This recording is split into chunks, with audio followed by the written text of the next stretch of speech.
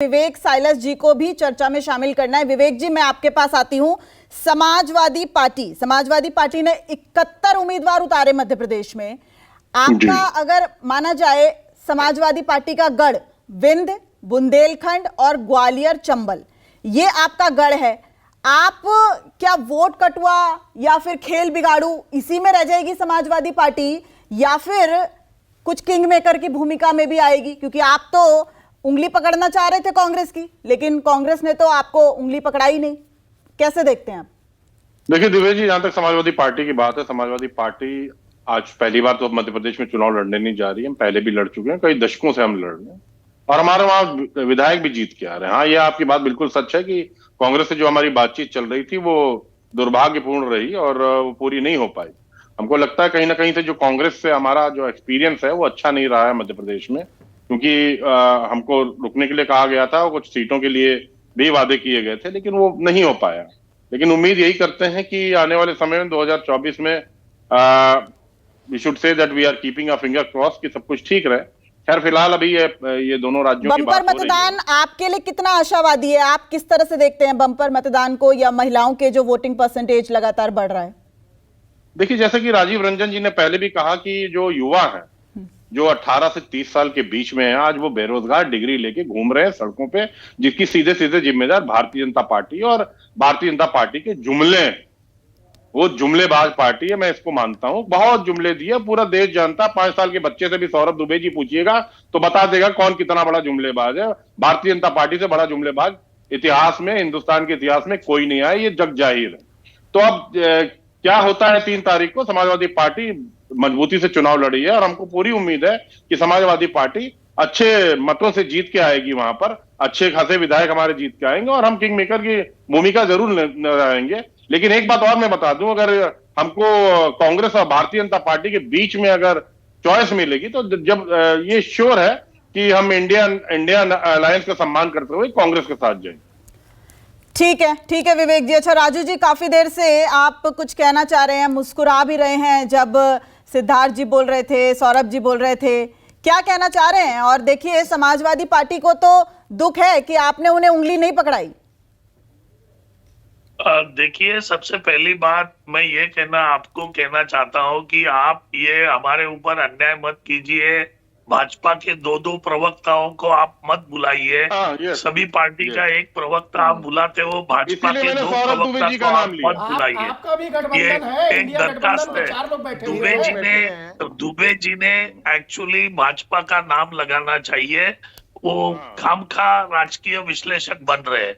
सबसे पहली बात कि जो दुबे जी बोल रहे थे कि उज्ज्वला योजना का जो बातें वो कर रहे थे, शायद वो पढ़ते नहीं है या उनका अभ्यास नहीं है। सरकार की एजेंसी ने खुद बताया है, कैग के रिपोर्ट में आया है कि उज्ज्वला योजना पूरी तरह से फेल हो चुकी है। सिलेंडर रिफिल नहीं होता, 1200 रुपया भाव हो गया है, तो किसको भी जरूरत नहीं है। तो महिलाएं पूरी तरह से नाराज है। रही बात सिद्धार्थ जी की, उनका क्या कहना कि जिनके प्रधानमंत्री जो नेता है वही नोटबंदी के चक्कर में पूरी तरह से भ्रष्टाचार से लप्त है। जो हत्याकांड हुआ उसका भी जवाब नहीं, टेररिस्ट के खिलाफ इनका कुछ नहीं है। महंगाई बढ़ रही है, जो 2 करोड़ के जो बेरोजगारी देने वाले थे। एक चीज ये बताइए, मध्य प्रदेश में 15 महीने आपकी भी सरकार रही ना, 15 महीने आपकी सरकार रही, आपने उसमें क्या किया? हम विपक्ष हम जब पक्ष में रहते हैं तो हम ये नहीं सोचते कि हमने क्या किया, हम सिर्फ ये सोचते हैं हम क्या करेंगे। आपने क्या किया ये बताइए। हमने देखिए भाजपा के और कांग्रेस में का फर्क देखिए। जैसा आप आदिल साहब ने जो बताया कि ये खाली घोषणाबाज की पार्टी है, जुमलेबाजों की पार्टी है। कमलनाथ जी ने जो बोला था कि हम सत्ता में आने के बाद हम जो किसानों का कर्जा माफ करेंगे, हमने शपथ ली और हमने किसानों का कर्जा माफ किया। तो हमारे में और भाजपा में बहुत अंतर है। भाजपा पूरी तरह से, उनकी पोल अभी खुल गई है भाजपा की।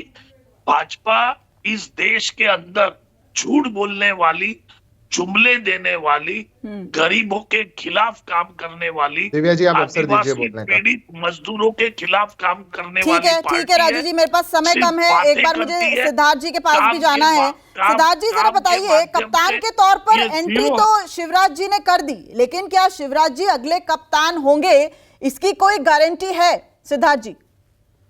देखिए दिव्या जी, सबसे पहले तो जो कांग्रेस पार्टी और आम आदमी पार्टी के हमारे साथी भ्रष्टाचार की जो बात कर रहे थे, वो बड़ी मतलब हास्यास्पद है। मतलब आपके परिवार के दोनों बड़े नेता राहुल जी और सोनिया जी वो बेल पर बाहर हैं भ्रष्टाचार के मामले में। आम आदमी पार्टी वाले तो मतलब सिर्फ अरविंद जी की इंतजार हो रही है कि वो जेल में जाए तो पूरी चौकड़ी पूरी हो जाए, नहीं तो 3 तो पहले से ही अंदर हैं। और आप लोग भ्रष्टाचार पर ज्ञान दे रहे हैं। और इनकी जो सेलेक्टिव अप्रोच है एजेंसियों को लेकर के, वो भी बड़ी आश्चर्यजनक है। मतलब कैग इनको बहुत अच्छा लगता है, जो एक ऑडिट एजेंसी है जो बताती है कि हो सकता है हिसाब किताब में क्या है क्या नहीं है, जिसकी सब क्लैरिफिकेशन पूरी देश के सामने 3 महीने से कैग की रिपोर्ट को उठा के घूम रहे हैं। पर जब ईडी इन पर जाती है और इनके नेता को उठा लेती है और बताती है भूपेश बघेल ने 500 करोड़ ले लिए, तो ईडी तो भाजपा की एजेंसी है। कैग न्यूट्रल है, क्योंकि जो हमारे पक्ष की बात करेगा उसी को हम ठीक मानेंगे। क्योंकि हमने, ये तो जुमलों की बात करते हैं ना, हम लोग जुमला देते हैं। बिल्कुल, अगर जुमलों से देश 3rd लार्जेस्ट इकोनॉमी बन सकता है, अगर जुमलों से देश विकसित भारत बन सकता है, अगर 5 ट्रिलियन इकोनॉमी बन सकती है, तो ऐसे जुमले आप दे दिया करिए। ठीक है